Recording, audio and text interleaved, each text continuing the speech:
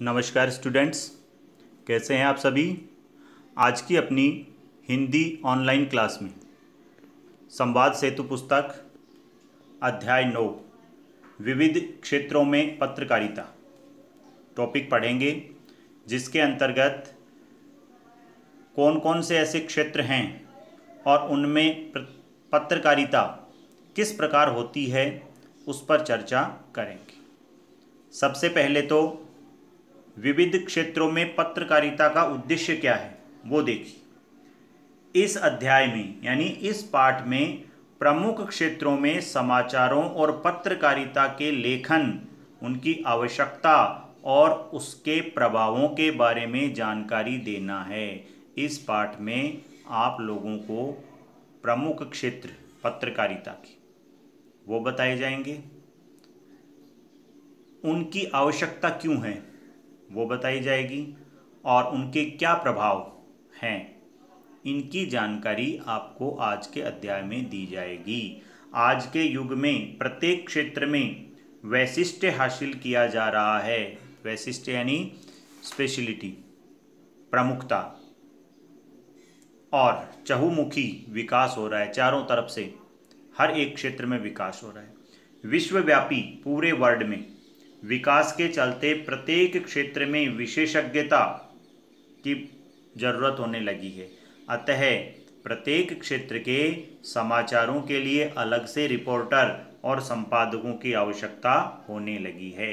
इस पाठ में समाचारों का संकलन करना और उनके लेखन में बरती जाने वाली सावधानियों के प्रति सजग करना और समाचारों के स्रोत यानी सोर्स, कहाँ से आते हैं समाचार, उनके बारे में जानकारी देना है। ठीक है, अब आइए आज का पाठ शुरू करते हैं। विभिन्न क्षेत्रों में पत्रकारिता।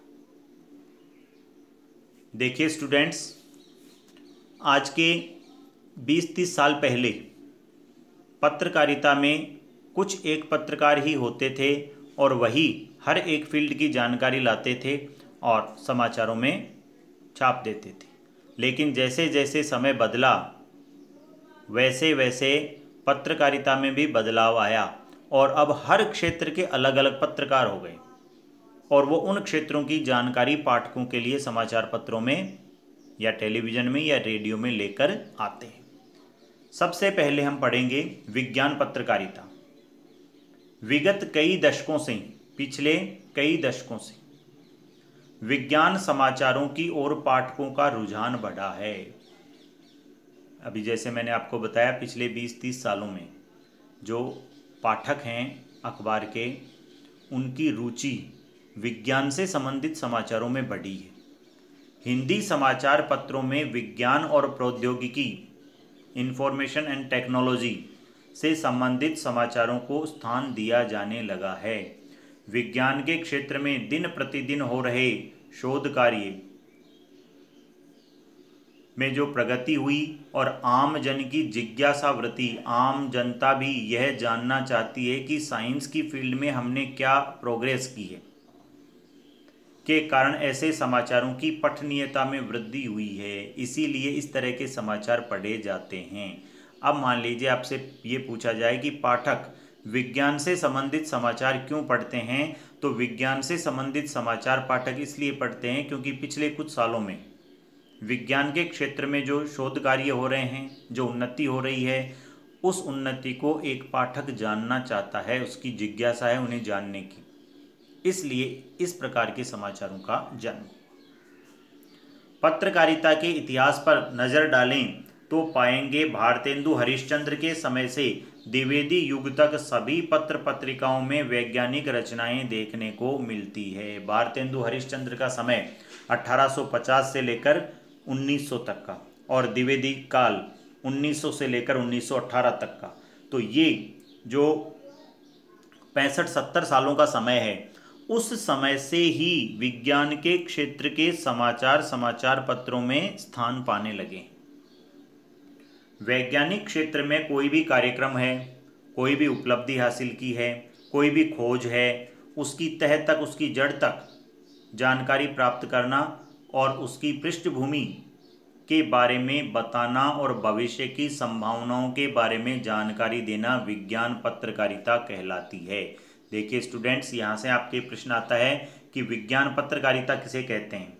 ये उसका उत्तर हो जाएगा कि विज्ञान के क्षेत्र में कोई भी कार्यक्रम है, कोई भी उपलब्धि है, कोई भी खोज हुई है, उसकी तह तक जाना और उसकी पृष्ठभूमि के बारे में बताना, साथ ही भविष्य में उसकी क्या संभावनाएं हैं उनके बारे में बताना, ये विज्ञान पत्रकारिता कहलाती है। ये यहाँ से लेकर यहाँ तक का ये प्रश्न का उत्तर हो जाएगा। विज्ञान समाचार के लिए उपलब्ध सामग्री प्राय काफ़ी जटिल होती है, क्योंकि साइंस से रिलेटेड जो शब्द हैं वो आम जनता उन शब्दों से परिचित नहीं है, इसलिए वो उनको जटिल और कठिन लगते हैं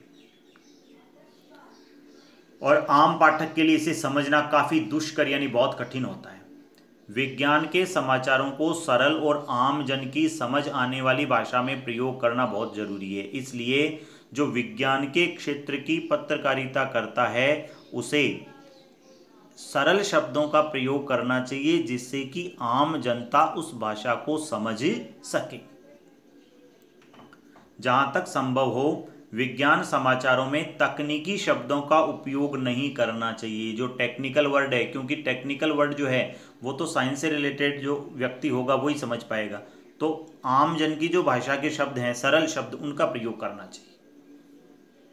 ऐसी स्थिति में समस्त कथा समाचार को भली भांति समझने के बाद सामान्य भाषा का प्रयोग कर अपनी भाषा में प्रस्तुत करना चाहिए। मान लीजिए कहीं टेक्निकल शब्दों का प्रयोग करना पड़े तो वो करने के बाद में समाचार के अंत में पत्रकार उसे अपनी भाषा में पाठक को समझाने का प्रयास करे। विज्ञान की जानकारी पाठकों को 2 प्रकार से दी जा सकती है। यहाँ से एक छोटा प्रश्न आता है, विज्ञान की जानकारी कितने प्रकार से दी जा सकती है? 2 प्रकार से दी जा सकती है। मनोरंजक ढंग से तथ्यों को सिर्फ उनके शुद्ध रूप में देकर, एज इट इज, तथ्य और जानकारी को अपने आप में पूर्ण समाचार मानकर और जानकारी को सामाजिक संदर्भ या राष्ट्रीय प्राथमिकता को ध्यान में रखकर प्रस्तुत करना। तो देखिए, विज्ञान समाचारों की जानकारी 2 प्रकार से दी जाती है। पहली तो है मनोरंजक ढंग से, और दूसरी है कि उसका राष्ट्रीय महत्व क्या है, उसका राष्ट्रीय महत्व क्या है, उस प्रकार से उसे प्रस्तुत करना। विज्ञान समाचारों में उपग्रह प्रक्षेपण, जो सैटेलाइट अपन छोड़ते हैं, उसके समाचारों से लेकर नई दवाओं के शोध। एक प्रश्न आएगा, विज्ञान समाचारों के अंतर्गत कौन कौन से समाचार आते हैं या किस किस क्षेत्र के समाचार आते हैं? तो एक तो आ गया आपके उपग्रह प्रक्षेपण, कोई नई दवाई की खोज हुई है, कोई मौसमी बीमारी, जैसे बारिश के मौसम में जो बीमारियां चल रही है, गर्मी के मौसम में जो बीमारियां चल रही है, उनसे संबंधित जो समाचार है वो भी इसके अंतर्गत आते हैं। उनकी रोकथाम के लिए किए गए प्रयास, क्या प्रयास हो रहे हैं। चिकित्सा के क्षेत्र में कोई नई खोज हुई है तो वो, फलों सब्जियों के अधिक उत्पादन के लिए किए गए रासायनिक प्रयोग, वो भी इसके अंतर्गत आते हैं।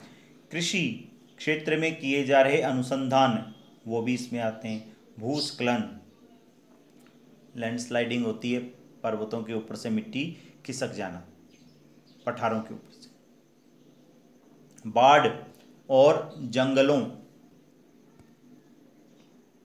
बाढ़ और जंगलों में पेड़ों की कटाई के सभी समाचारों को इस श्रेणी में रखा जाता है। तो देखिए, यहाँ से एक दूसरा प्रश्न आपके लिए आएगा कि विज्ञान समाचारों के अंतर्गत कौन कौन से समाचार आते हैं, तो ये सारे आपको इसके अंतर्गत लिख देने।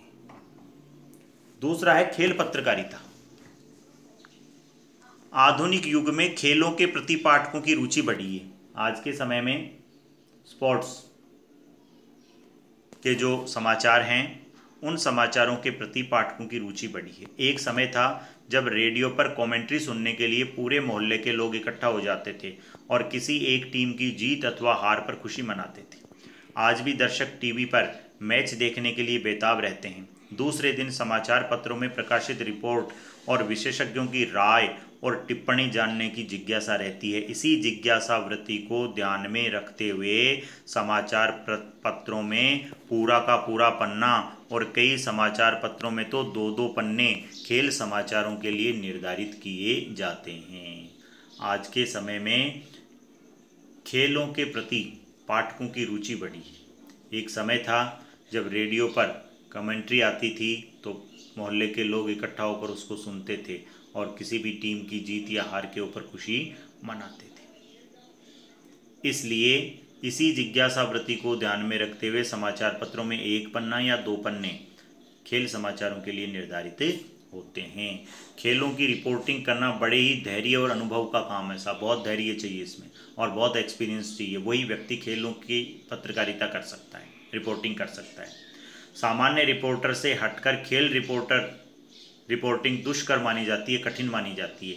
इसके लिए व्यापक बहुत लंबा अनुभव होना चाहिए, खेलों के संबंध में पर्याप्त ज्ञान होना चाहिए, उनके लिए बने हुए नियम, समय समय पर उनमें जो बदलाव किए गए हैं उनकी जानकारी होनी चाहिए, संबंधित रिकॉर्ड की जानकारी होनी चाहिए। ये सब चीज़ें जरूरी हैं।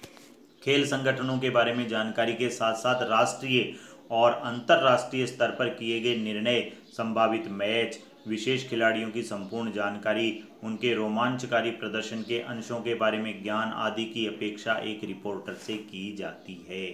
तो यहाँ से प्रश्न बना, एक खेल रिपोर्टर के लिए कौन कौन सी बातें आवश्यक है? तो ये सारी बातें एक खेल रिपोर्टर के लिए आवश्यक है साहब। खेलों की रिपोर्टिंग करना बहुत कठिन काम है, उसके लिए धैर्य चाहिए। जैसे मान लीजिए कोई क्रिकेट का टेस्ट मैच चल रहा है तो टेस्ट मैच 5 दिन तक चलता है। 5 दिन तक जो रिपोर्टर धैर्य के साथ उस मैच के ऊपर अपनी नज़र बनाए रखता है वही एक अच्छा रिपोर्टर होता है। साथ ही साथ उसे खेलों का लंबा अनुभव होना चाहिए, खेलों के नियमों की जानकारी होनी चाहिए, उन नियमों में क्या बदलाव किए जा रहे हैं उनकी जानकारी होनी चाहिए, किस खिलाड़ी के नाम कौन सा रिकॉर्ड है और उस रिकॉर्ड को कौन तोड़ सकता है ये जानकारी भी उसको होनी चाहिए। खेल जो संगठन ऑर्गेनाइजेशन बने हुए हैं उनकी जानकारी होनी चाहिए। नेशनल और इंटरनेशनल जो खेल हैं उनके नियमों में जो बदलाव होते हैं, निर्णयों में, उनकी जानकारी होनी चाहिए। कौन कौन से टूर्नामेंट, मैच कब कहाँ हो रहे हैं, संभावित इनकी जानकारी होनी चाहिए। और जो बड़े खिलाड़ी हैं उन बड़े खिलाड़ियों की हर एक छोटी छोटी बात की उसको जानकारी होनी चाहिए। अन्य समाचारों अथवा समाचार रिपोर्टरों की तरह खेल समाचारों के रिपोर्टरों से भी अपेक्षा की जाती है कि वे पक्षपातहीन रिपोर्टिंग के साथ साथ मैच का सही वर्णन करें और ईमानदारी से करें। एक खेलों की पत्रकारिता करने वाले रिपोर्टर के लिए जरूरी है कि वो किसी भी खिलाड़ी का पक्षपात नहीं करे, न किसी की बुराई करनी है और न किसी की हद से ज़्यादा प्रशंसा करनी है। यदि प्रशंसा के लायक काम करता है तो करो, लेकिन यदि किसी ने मान लीजिए किसी मैच में 10 ही रन बनाए हैं और फिर भी अगला उसकी बढ़ाई कर रहा है, इसका मतलब वो पक्षपात कर रहा है। तो एक रिपोर्टर को ऐसा नहीं करना चाहिए, पूरी ईमानदारी से अपनी रिपोर्टिंग करनी चाहिए। बगैर किसी प्रलोभन के आलोचना करने से बचते हुए की गई रिपोर्टिंग को आदर्श रिपोर्टिंग कहा जाता है। कई बार क्या होता है, कुछ रिपोर्टर, उनको कोई लोग लालच दे देते हैं कि आप इस मैच में उस खिलाड़ी की आलोचना करना, चाहे वो अच्छा करे तो भी करना। ऐसा काम रिपोर्टर को नहीं करना चाहिए और जो व्यक्ति ऐसा काम नहीं करेगा उसी को एक आदर्श रिपोर्टिंग, एक आइडल रिपोर्टिंग कहा जा सकता है। प्रथम एशियाई खेलों के लिए पूर्व प्रधानमंत्री जवाहरलाल नेहरू ने अपने संदेश में कहा था कि खेल को खेल की भावना से ही खेलो, उसमें बदले की भावना नहीं होनी चाहिए। यह संदेश खिलाड़ियों के सामने जो आदर्श प्रस्तुत करता है वही संदेश खेल समाचारों के लेखकों के लिए भी अनुकरणीय है। तो पंडित जवाहरलाल नेहरू ने जो संदेश खिलाड़ियों को दिया था वही संदेश खेलों से संबंधित जो समाचार लिखते हैं, जो रिपोर्टिंग करते हैं, उनके लिए भी ये चीज़ अनुकरणीय है। खेल पत्रकार कई प्रकार के होते हैं साहब। यहाँ से प्रश्न आएगा कि खेल पत्रकार कितने प्रकार के होते हैं। खेल पत्रकार कई प्रकार के होते हैं। कुछ पत्रकार ऐसे होते हैं जो ऐसी पत्र पत्रिका में पूर्वकालिक पद पर कार्य करते हैं तथा कुछ पत्रकार स्वतंत्र पत्रकार के रूप में कार्य करते हैं जो अपने आलेख यानी आर्टिकल अलग अलग समाचार पत्र पत्रिकाओं में भेजते रहते हैं तथा उन्हें प्रकाशन के बदले पारिश्रमिक यानी तनख्वाह मिलती है, वेतन मिलता है, सैलरी मिलती है। इन्हीं पत्रकारों के कुछ विशेषज्ञ भी होते हैं जो किसी खेल पर अपनी विशेष टिप्पणी अथवा साक्षात्कार करते हैं अथवा किसी मुद्दे विशेष पर अपनी विशेष टिप्पणी करते हैं।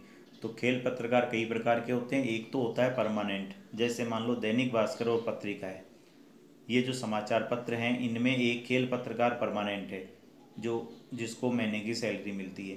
दूसरे वो होते हैं जो किसी समाचार पत्र से जुड़े हुए नहीं रहते हैं लेकिन वो रिपोर्टिंग करते हैं और समाचार पत्र वाले उसके कोई भी आर्टिकल या आलेख को अपने समाचार में छाप देते हैं, उसको पैसा मिल जाता है। खेल पत्रकारों के गुण देखो, प्रश्न आएगा खेल पत्रकार में कौन कौन से गुण होने चाहिए। उसकी सूक्ष्म और खोजपूर्ण नज़र होनी चाहिए, एक बारीक से बारीक चीज़ भी उसको छोड़नी नहीं है। खेलों के नियमों की जानकारी, भाषा का ज्ञान, खेलों से संबंधित जो तकनीकी शब्दावली है, जैसे मान लीजिए क्रिकेट का खेल है, लेग बाई है, थ्रो है, रन आउट है, स्पिन बॉल है, फास्ट बॉल है, गली, बाउंड्री, ये सब जो तकनीकी शब्द हैं उनका उसको ज्ञान होना चाहिए। खिलाड़ियों और पदाधिकारियों से बात करके सच्चाई को प्रकट करने का साहस होना चाहिए। तकनीकी शब्दों को सरल भाषा में, आम पाठक की भाषा में रूप में प्रस्तुत करने का कौशल होना चाहिए। पाठकों की रुचि को ध्यान में रखते हुए निष्पक्ष प्रस्तुतिकरण का कौशल होना चाहिए। तेज गति से लिखने की उसमें आदत होनी चाहिए। तो ये एक खेल पत्रकार के गुण होते हैं।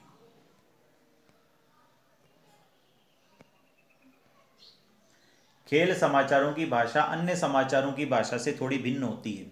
खेल समाचारों की भाषा कई प्रकार अनौपचारिक हो जाती है तथा भारत ने धुआंधार बल्लेबाजी करके बॉलर्स को खूब छकाया, मैच को धो दिया, उसने धूल चटा दी, ऐसे जो अनौपचारिक शब्द हैं वो भी कई बार इसमें प्रयोग में लाए जाते हैं। तो स्टूडेंट्स, आज की क्लास में ये दो ही प्रकार की जो पत्रकारिता है उसकी आपको जानकारी दी गई है। अगले वीडियो में आगे की जानकारी दी जाएगी। और पिछले सप्ताह से हिंदी की क्लासें थोड़ी सी डिस्टर्ब चल रही है। आने वाले सप्ताह में मंडे से आपको प्रॉपर क्लास मिलेगी, क्योंकि घर पर कुछ ऐसा काम हो गया है जिस वजह से प्रॉपर क्लास मैं नहीं ले पाया हूँ। अगले सप्ताह से अपनी क्लास प्रॉपर होगी। धन्यवाद।